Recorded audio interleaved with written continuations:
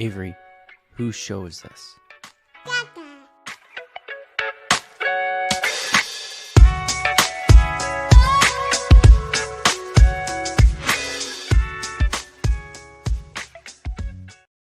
And we're live. Welcome, everybody, here to the Lakers Lounge Podcast. I'm Anthony Irwin, joined on this fine Thursday night by you guys. As I've said, this is going to be, these solo episodes are going to be lounge episodes. And then I'm right after this, I'm going to record this evening's lowdown that will go up. It'll be the first thing that you see on your feed. So far, the response of those have been pretty positive, so we're going to keep on going there. Thank you for your guys' support on those too. We have a ton of questions. We have questions from excuse me. We have questions from every mailbag, iTunes, Twitter. We have questions from Discord. We'll get questions from the live audience. There's a whole bunch of stuff that we have to get to. And we have LeBron James showing up on the injury report as a surprise addition there. So we have, like I said, a ton to get to. Let's go ahead and dive in. A quick reminder. Please do hit that subscribe button wherever it is that you get your podcast. If you guys are listening here in the morning, if you guys are watching live, please hit that subscribe and like button. Those tend to help us as well. If you guys are watching on Twitter, head on over to youtube.com/@LakersLounge is where you can find the show. And also, hit that subscribe and like button there. And then, tell your friends about the show. Tell your enemies that you hate it. And that I'm too lazy to do my hair. I actually did my hair today, but I was wrestling with the kids and it's just kind of a mess. So wore one of our brand new hats here from the folks at Travis Matthew. Tell them that I'm a slob and that I am constantly coughing. I talk over my all of those things. I read the criticisms too. And make sure you tell your friends that, none of that stuff is actually true, that you guys, he's a perfect show. Let's dive on in though, by starting with LeBron James's foot injury, whatever we're going to call it. And then we'll dive into your guys' questions. So I'm looking here at the injury report. The Lakers currently list, they play Atlanta tomorrow. They currently list Anthony Davis with his plantar fasciitis. He is considered probable for the game. LeBron and Bronny are both questionable for the game. Jackson Hayes, Jalen Hood-Schifino, Austin Reaves, Jared Vanderbilt, Christian Wood are all out. Austin went from really weird situation here with Austin's injury. Now he's dealing with a contusion, which I'm hoping his leg is still attached. But I did reach out to people close to Austin, and it's just a day-to-day type of injury. And, it's a pelvic contusion. It's a butt bruise, and those are, when they get all the way deep into the bone there, it is really uncomfortable. And you have some good days, you have some bad days.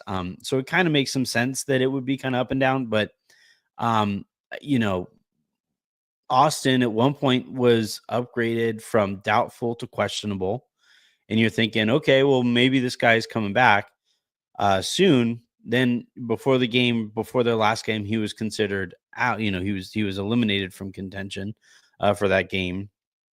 But it's certainly interesting that going into the Atlanta game tomorrow, now I guess you can get a new injury report tomorrow. And we might get an update on that situation. But it's interesting that he went from doubtful to questionable to out, and then skipped questionable or doubtful and went right to out for the next game. So we'll keep an eye on that. But the biggest news, obviously, is LeBron being added to this injury list. He is considered questionable with left foot soreness.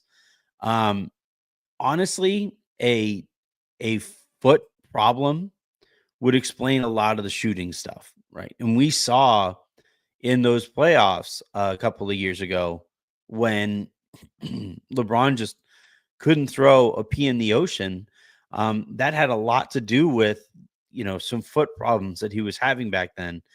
And when you're shooting on a bad wheel, it is really difficult to shoot with any kind of consistency. And it would explain why LeBron's misses are all over the place. Short, long, right, left, air balls, bricks, in and out. Like it just, he's what, one for his last 20,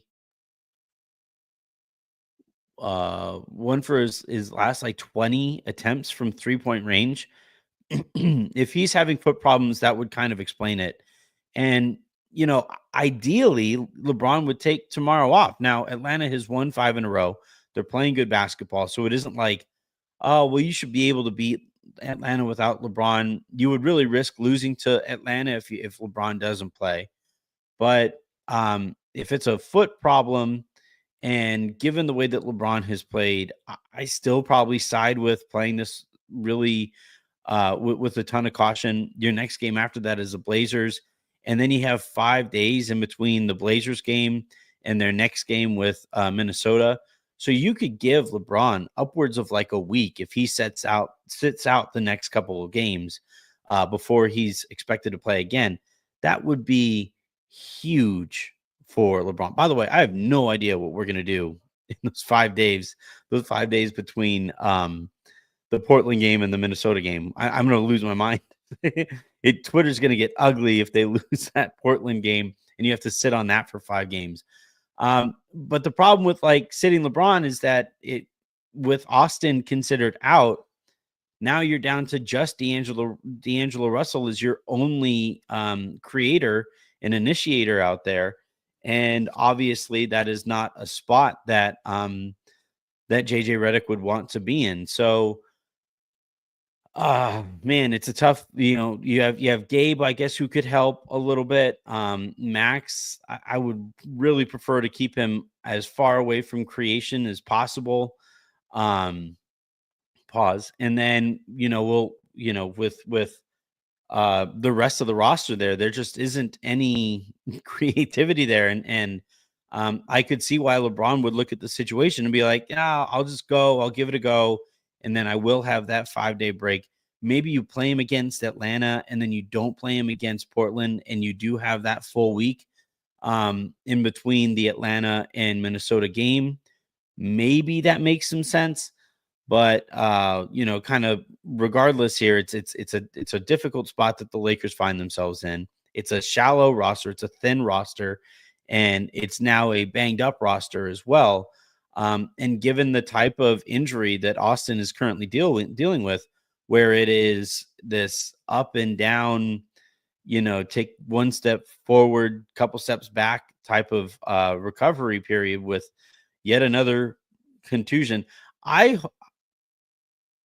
Eric Church has a song called if I could find a word and watch it die, it's If I Could Kill a Word is the name of the song.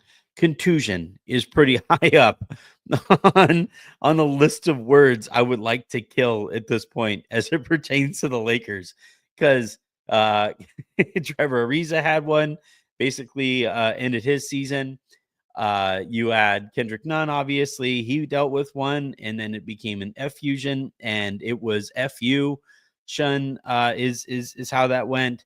You had you had so much of these. You have obviously now Jared Vanderbilt is dealing with an fusion. It's just any, like, don't even eat fusion food, even though I love fusion food. Just stay away from it. You'll probably get food poisoning from it. Given the way that the Lakers have been absolutely bent over a barrel by contusion and effusion injuries. But yeah, I would like to see LeBron take either like one of the Atlanta or Portland games off, have, a nice long break before you play again. If you could take off both, ideally, that'd be great. If you take off the Atlanta game and lose, you kind of have to play him against Portland. But if you play him against Atlanta and you win that one, you could probably get by against Portland without LeBron. It would be relatively competitive, but at the end of the day, like I just think they got to get and keep LeBron healthy here. So that's what I would probably do with him. Have him sit one, if not both of these next couple of games, and you see where things stand afterward. And hopefully soon you get back Austin Reaves. All right, we already have a couple of starred comments here. We have we have questions here from iTunes. We have questions from Twitter that I asked for. We have questions from Discord that I asked for as well. So let's start with iTunes. That always is the best way. Again, a reminder of 5-star rating reviews is the best way to get your topic read and covered here on the show. Best free way, that is. And then the next best thing is to do the starred comments. And then if I ask for questions and you prove that you if you give me a screen grab of you being subscribed to the show, that's another good way. And then Discord is obviously great as well. I'm pretty active in the Discord thing, and even if I'm not active, I'm reading all of the comments there.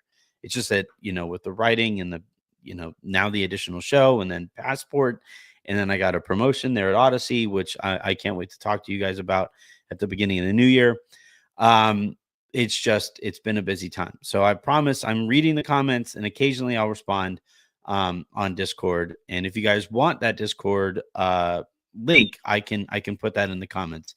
Just let me know. But let's start with iTunes, where Chris Garcia is asking about commercials. Your commercials, WTF is the subject line of this question. I love listening to you frequently, but these commercials every 6 minutes are a pain. Always while you're talking. Any way to limit that, or do you have a paywall subscription plan? I'm just curious.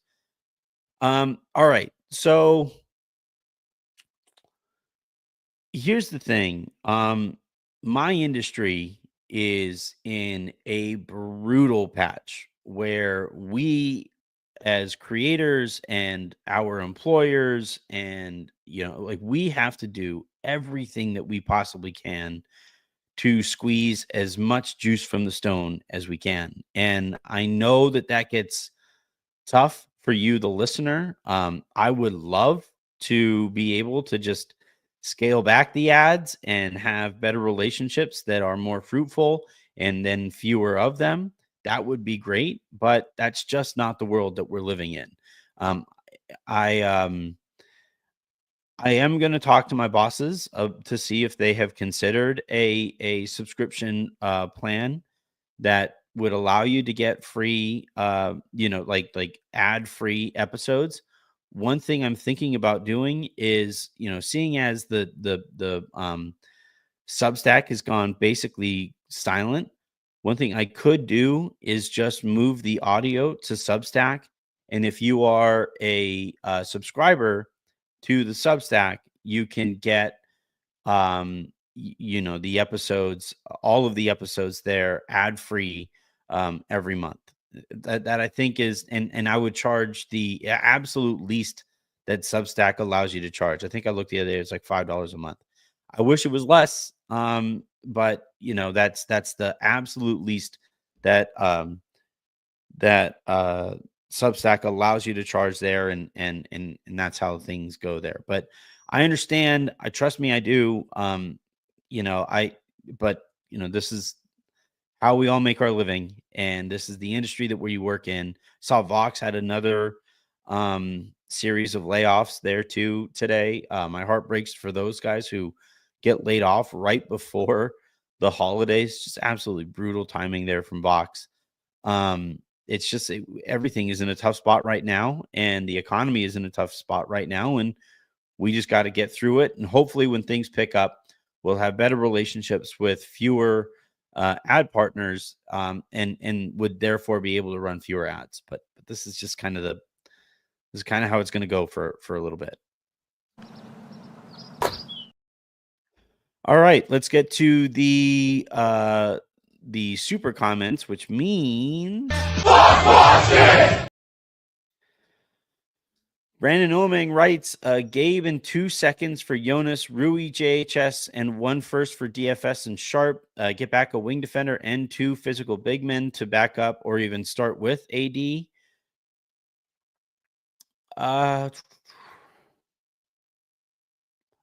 The Gabe package for Jonas seems about right. I think that's the iteration of the trade that I think I've heard the most of. Got another report apparently from Bobby Marks saying that most people around the league, as I've been telling you guys for weeks, think that Jonas eventually winds up a Laker.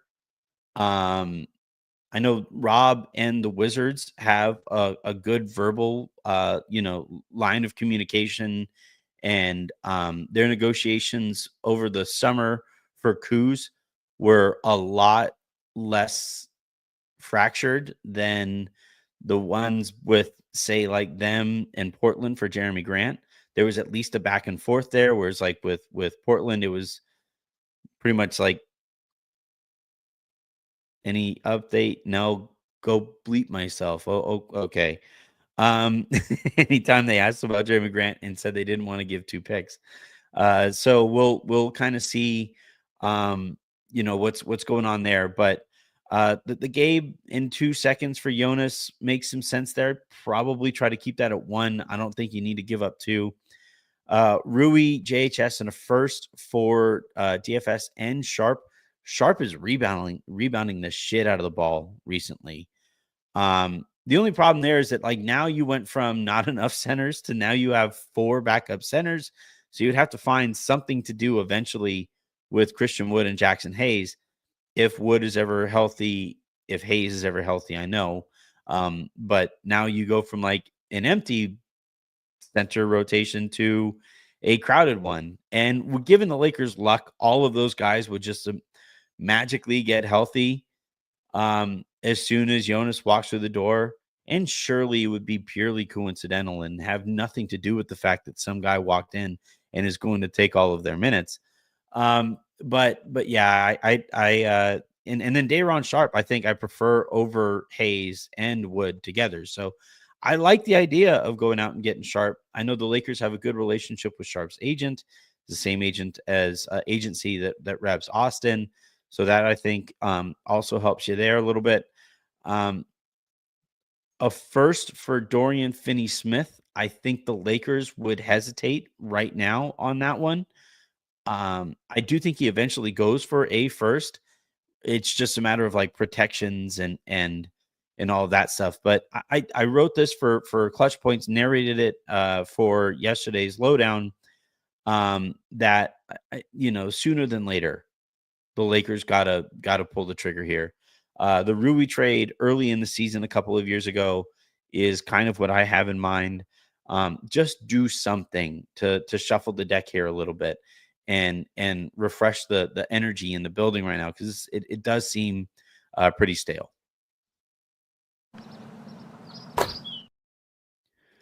Oming writes again, a rotation of AR, DK, DFS, LBJ, AD, D'Lo, M's, Max Christie, JV, Christian Wood, and two JVs. Am I blanking on who the other JV would be?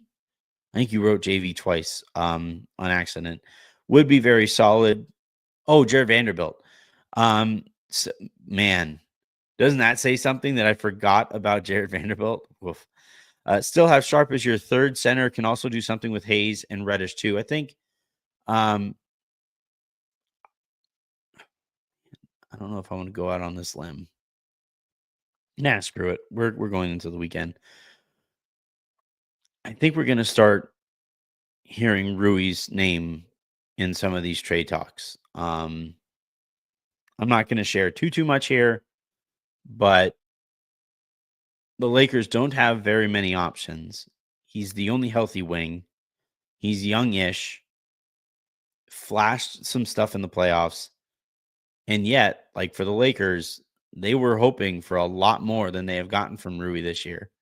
And uh I I would look for that in the next, you know, I wouldn't say weeks. But as we get closer to the deadline, if Rui keeps defending the way that he is, I like just keep an eye out for his name in some of those trade rumors.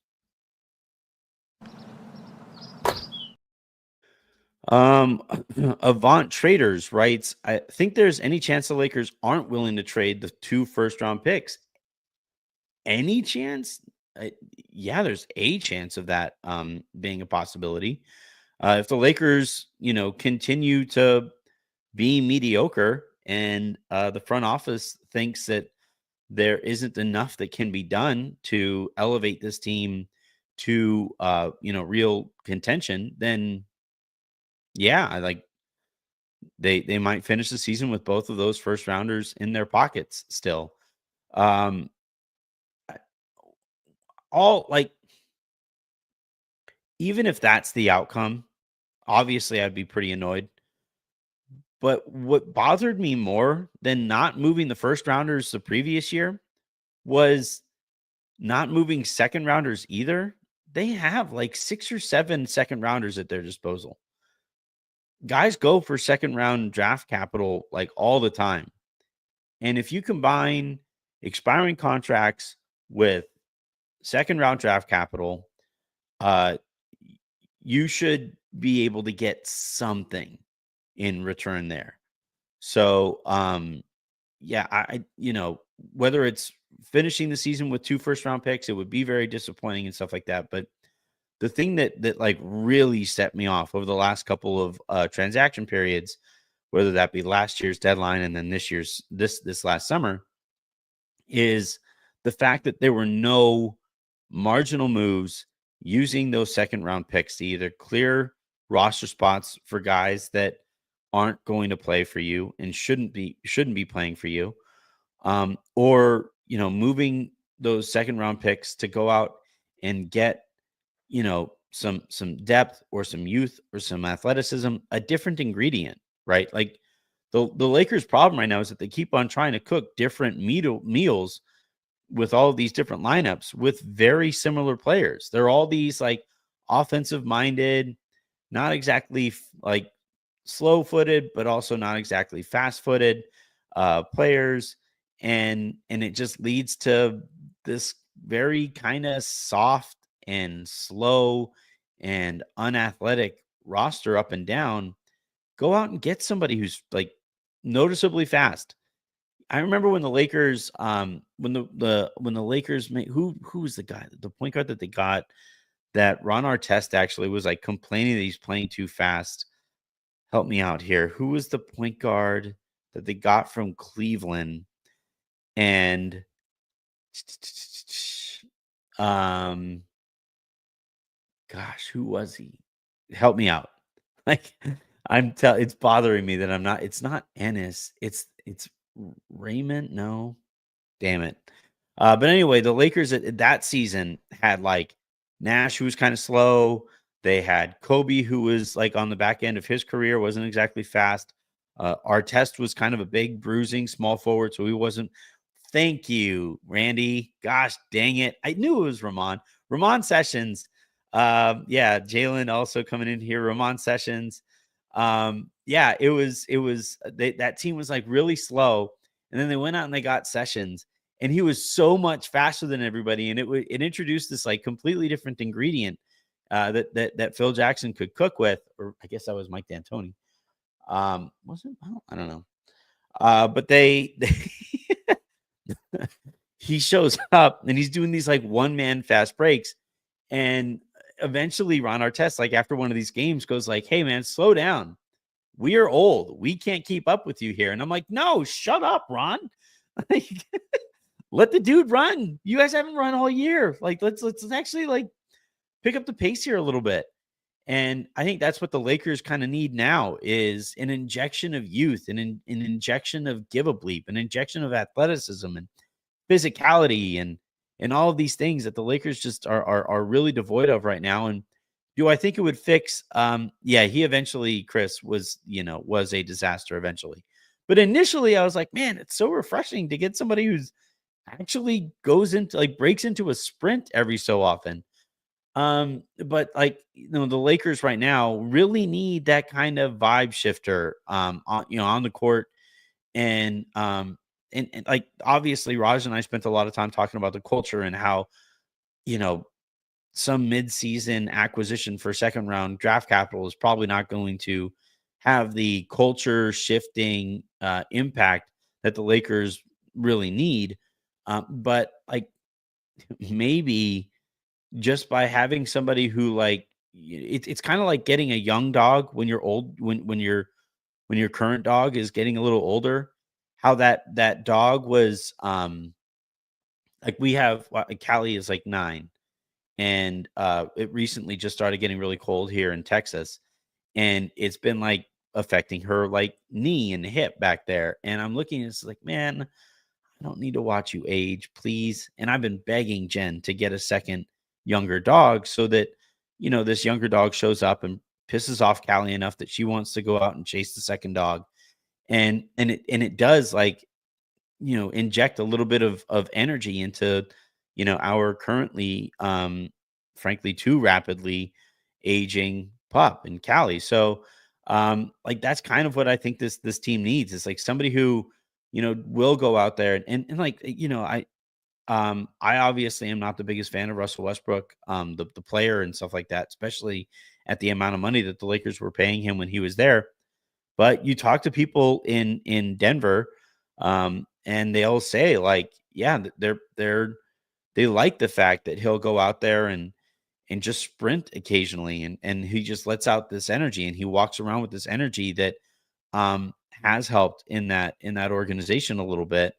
And you know, really what I'm looking for and what a lot of people who I am friends with who cover the team there are looking forward to is that time that Russell Westbrook challenges Jamal Murray, be like, "Hey, dude, you're playing like shit. Like, we need more from you." And Russ will say that kind of stuff occasionally. And if and when that happens, we'll see how Murray handles it and all of that good stuff. But for the Lakers, they need somebody who just, and this is where not having Vando hurts, obviously, because this is the kind of thing that he would do. But you can't just have one guy doing that.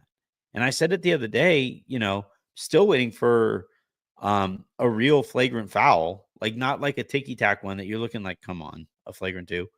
But, like, no, like a flagrant 2 that they really earned it, that, like, there was some debate, is that a flagrant 1 or is it a flagrant 2? Like, I wanna see like, the Lakers acquire somebody who walks out onto the court and knocks them over for the sake of knocking them over.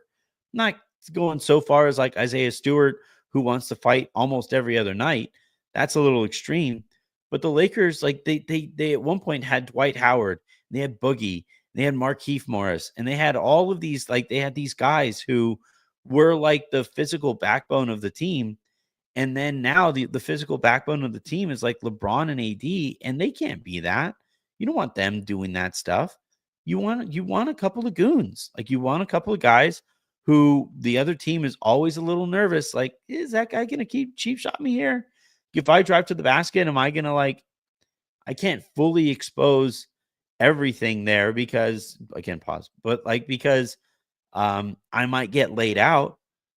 Like the Lakers really missed that aspect of this team, and you know, I don't think that kind of a player really costs you that much. Maybe Jonas is that like he'll throw the occasional cheap shot. He's big enough too. That's for damn sure. Dylan Brooks, like, is Jalen Farrell mentions Dylan Brooks here. I don't think he's going to be available. He's playing too well for a team that is playing too well. But like those kinds of players who like when they're out there on the court, the Draymonds of the world, the other team is kind of looking at them like, what's this guy going to do next? I don't want to be the guy that gets hit by that guy. Please, Draymond, don't kick me in the nuts here, right? And I think the Lakers really kind of missed that player. So, um, that injection of energy is something that I think the Lakers really, really miss. And they need to add it soon. All right, let's go to Discord, where we have a ton of questions. They've kind of stacked up here. The first one comes from Tune Go Crazy, who asked, why did JJ go away from the two big lineups he played at the beginning of the season? I think it's just a matter of he trusts Jackson Hayes a lot more than he trusts Christian Coloco. Because when you play a two big lineup, it means that you are now acknowledging that like that 10-minute big now becomes a 15-minute big. And I don't think he wants to play Christian Coloco like 15 minutes. So, and I think that's why you've kind of seen Traore and Coloco out there sometimes, even in non-garbage time minutes, because you're playing them side by side. Because like Anthony Davis is going to play, we'll say 35 minutes a game for ease. That gives you 13 minutes of your backup center. So that's your starting point. And then if you're going to have minutes overlapping with that big, if you're going to do like 5 minutes there, where that big is going to overlap with AD too, well, that big just went from a 13-minute a night guy to a 18-minute a night guy. And that's a pretty big role in your system. And I don't think JJ trusts Coloco or Traore for that matter to be an 18-minute a night guy. So I think when Jonas Freudian slip, if Jonas gets acquired, you'll see him play about 18 minutes a night. And I think, about 5 or so of those minutes, 7 or so of those minutes are going to be alongside Anthony Davis too. So you have, that big rim protecting presence, as well as, Anthony Davis hopefully getting back to being the pterodactyl that he can be on defense. But to answer the question, it's a trust thing. Tune Go Crazy also asks, is it time to give D'Lo, AD, and Braun more minutes together? And then they linked to a tweet from Kranjus, who tweeted, every 3-man iteration of Braun and AD plus rotation player has a negative net rating this season, except for Braun, AD, and D'Lo. I actually went and found that updated number, and that's also now negative. LeBron, AD, and Russell, they are carrying an offensive rating of 107.7 and a defensive rating of 112.3 for a net net rating of negative 4.6. The 3-man lineup that has played the most so far this year, LeBron, AD, and Reaves is carrying a negative 8.4 rating. LeBron, Rui, and Reaves, or no, AD, Rui, and Reaves are a negative 3.1. LeBron, Davis, and Rui are a negative 11.1. It's just so on and so forth. Like now they've been blowed out recently, and we're at that time of the year where you are going to have some wild swings here, right? Like Cran just sent that tweet on November 30th. We are sitting here at December 5th, and that plus net rating has now swung into the negative. This is how things go with small sample sizes. To answer the actual question, though, is it time to give? Well, for one thing, with Austin out, you're going to get it no matter what. Is it time to give them more, like even if Austin is around? I don't think so, to be completely honest. I liked the version of the Lakers when D'Lo was bought into his bench role, when the Lakers were relying on motion, player motion and ball movement in the offense, when AD was the hub. Like that was my favorite version of the Lakers so far this year. And that was when D'Lo was playing with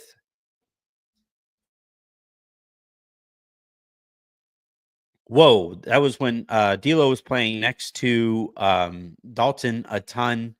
And yeah, like I that I understand the thought process there. D'Lo is still, I think, the highest net rating guy on this roster, carrying the highest net rating of any player on the roster. I think that's come down a little bit because he has been involved in all of these recent blowouts. But I get where you're coming from there. I just look, the plan eventually is to trade the guy. And if you go right back to relying on him a ton, then it makes it hard to trade him. And I don't know if that's necessarily worth it. Let's go to Twitter here to keep shuffling the deck on my end. What's the Lakers fan BDA writes, what's the long-term plan for Reaves in a Lakers uniform? That is a great question. One that I think fans are getting very anxious about. I like Austin. I don't think it's necessarily a coincidence that the offense and the team has gone completely to shit while he hasn't been there. The Lakers have noticed that internally as well, I'm told. But all of this Austin is untouchable stuff, I gotta pump the brakes on that one. You know, now if you think that this guy is going to be a part of your future after LeBron, okay. But by that time, he's gonna be like 28, 29. And and it's really difficult to kind of look at a player at that age because he's not, I don't think he's going to improve that much from here on out. And he's not an all-star. So like untouchable is really, really strong. Um, and now, like that said, I'm not kicking him out the door for anybody. I would much rather, keep Reaves there because I think him as the third best player, your ceiling is like here. It's still fairly good, but him as your fourth best player, now you're a championship like contender. Like I'm not kidding. If you get a player who is unquestionably better than Austin, and then Austin can go to being like a secondary or tertiary creator again, even while playing point guard, by the way. And there are going to be minutes where he's going to be on the ball in some key moments, and he's going to do Austin things that really help the Lakers in those clutch moments. I'm not saying I don't like Austin. I just think untouchable is the kind of thing you say about Austin Reaves playing the way that he has like this season at the age of like 21. You know, um, untouchable is Austin on this contract averaging like, you know, 5 to 10% bigger averages across the board. And now look, Jeannie loves Austin, owner, all of the highest rung of the organization, highest rungs of the organization, including Rob, love Austin, the person, and for good reason. I hear nothing but great things about Austin, the person, and Austin, the competitor, all of those things. And again, the contract is incredible for the next few years, too. And that always has to be taken into account. But untouchable in the way that the Lakers have considered him untouchable, we're arriving like after this season, I think they're going to have to scale back that stance a little bit if this is who Austin is going to be for the remainder of the season. All right. Let's see. I just want to double check on the super comments. I think we're good. Yeah, we are still good. Let's go back to Twitter here. A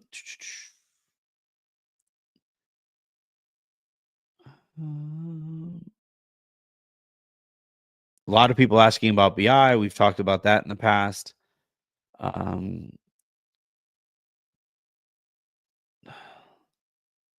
right, I'm going to go back to Twitter or to go back to Discord because one of the questions on there is, "Why are you so fat?" And you know what, man? I eat a lot and I don't exercise enough. Done. There's your answer.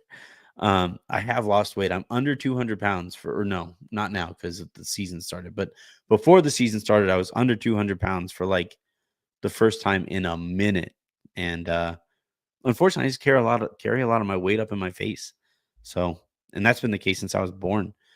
All right, Brian Fritz writes, why are the Lakers switching so much on defense, even with this is a great question, Brian. Even with AD, isn't this putting him in bad spots where he can't be a true interior defender and allowing teams to get to the basket and rebound?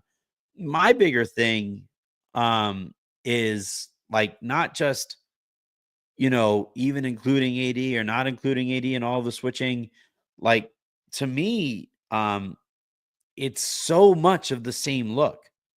It's so much of, and I know it's like, you're a new coach and that you're still implementing stuff over the course of the season. And you didn't get, like the best training camp. It took you forever to hire your assistant coaches too. And again, you're learning on the job, and that's impacting things here too, I think.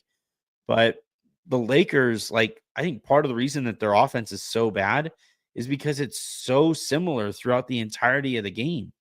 And like I talk a lot about how Jokic figures out weaknesses really, really quickly and then just picks at that scab over and over and over again, and how that puts your defense in a really tough spot. But um, like the problem that the Lakers are really having here is that like everybody is able to figure them out. Everybody knows, like, oh, they're just gonna switch this. So, like Tyler Hero, Raj used the example yesterday. Tyler Hero, was like looking for the switch and looking for that moment in the middle of the switch that he could take that sidestep three that he was knocking down with, obviously great consistency last game. And the more that you show tendencies and then you keep going back to those tendencies, that's when you get yourself into real trouble. And I think, more so than like, should AD be switching? Should he not be switching?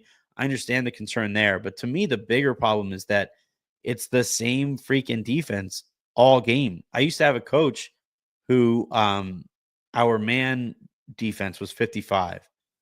And he would just every play 55, 55. Or in order to sound like we were switching it up, he'd go like 5, 5. And like other teams realize, like, oh, yeah, 5 and 55 are the same thing. Oh, they're doing the same thing the whole game.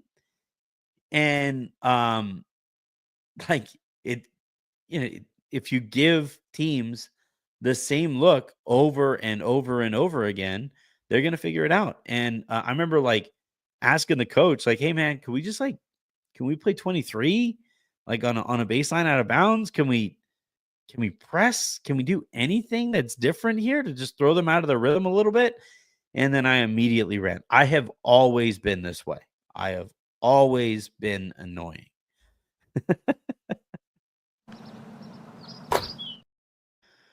All right. The next question here um, from the Discord mailbag. Do you think trade rumors is having any effect on some players? Not not really, to be completely honest, because like the only guy who has been most consistently in those trade rumors is D'Angelo Russell, and he's been fine. Like honestly, I wish Rui would be in trade rumors a little bit more, just so we could see how he responds. Um, like uh, I don't want to see Dalton necessarily in trade rumors. I think it's a little too early in his career for that to be a thing right now. But like, you know, I'm not. The thing with Christian is tough, and the thing with Vando is tough. I don't want to sound like I'm implying that they could be back right now. Not saying that at all, right? Um, if their body isn't allowing them to be on the court, their body isn't allowing them to be on the court. But like it seems pretty clear over the summer that once like Christian kind of got the understanding that he wasn't going to be moved, um, he went out and cleared up his body, and it's like, all right, um, could have done that way earlier in the year, and it would have had the same impact. You wouldn't have been able to move if you would have gotten the surgery earlier in the year, and you'd be available now. So like I yeah, the whole like I think the bigger factor here, and I wrote about this in that last piece for Clutch Points, is that like guys have gotten the sense from their front office that the front office doesn't believe in them enough to make even like super marginal moves to give themselves a little bit more breathing room for the eventual trades that you need to make, right? Even, like I know you can't trade for it's going to be curious. I'm really curious. So I'm recording this on December 5th. 10 days from now, Jonas is going to be eligible to be traded for. That day is going to be interesting to watch. I would be pretty annoyed if we don't get at least one report, or if I don't hear from anybody that the Lakers and Wizards are in talks right now about a Jonas Valanciunas trade.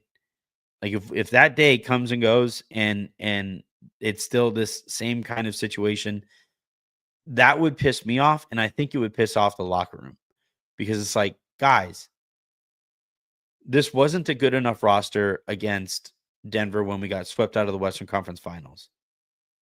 You know, last year that roster wasn't good enough. And in both of those cases, you can make the argument that like the talent level actually dropped from year to year. 2 years ago to then the following year, and then from last year to this year, the talent level is consistently dropped, and the front office has, you know, everything to do with the fact that they haven't done enough to re-up that talent level. And it'd be one thing if like we were getting leaks that um yeah, the Lakers haven't traded for so and so, or aren't as active as maybe fans would like them to be on the trade market because they really like their guys or they really believe in this core. No, it's like, well, we haven't really seen them healthy yet. Like, we know that we need to upgrade the backup big situation. Like there's nothing that says that they're doing this um out of like a confidence level in this team. It's more so like really through their actions telling the guys and telling us, the fans, that like they don't actually believe in this team. Let's see.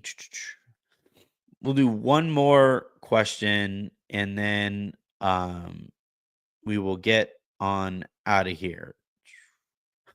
Can we trade Genie for cash considerations? No, I don't think we can. George Santiago would just like to see if you have any insider news / scoop on the vibes of the team right now. From what I've heard, it's like the vibes aren't great. They aren't where they were last year either, though, where they were bad as it pertained to Darvin Ham. I do think they need to go on a bit of a run to remind themselves that they are actually an okay group of talent, pretty good group of talent. But yeah, like the problem is, from what I've heard, the problem that the Lakers are kind of having right now is that like the core guys that play a lot every night, those guys are exhausted, and they're frustrated by the fact that they know if they don't play their best on both sides of the ball, that there isn't enough depth behind them to step in and keep things afloat. And I think that is really, really, really wearing on this team. All right, that is going to do it here unless I have any more super comments. I do not. Yeah, so that is going to do it here for this episode of the Lakers Lounge podcast. Again, these are lounges now again.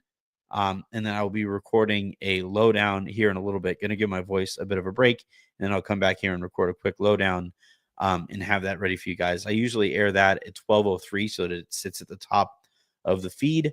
And then is followed right after that by the full episode, and then you have the 2 partial episodes after that. And that's going to be kind of the format here moving forward. So keep an eye out for that, and keep on hitting that subscribe button. Keep on hitting that like button. Wherever it is that you get your podcast, please subscribe there as well. And then tell your friends about the show, on top of all of that. So have a great rest of your day. Make somebody else's, and I will talk to you guys on Sunday. Have a great weekend, everybody.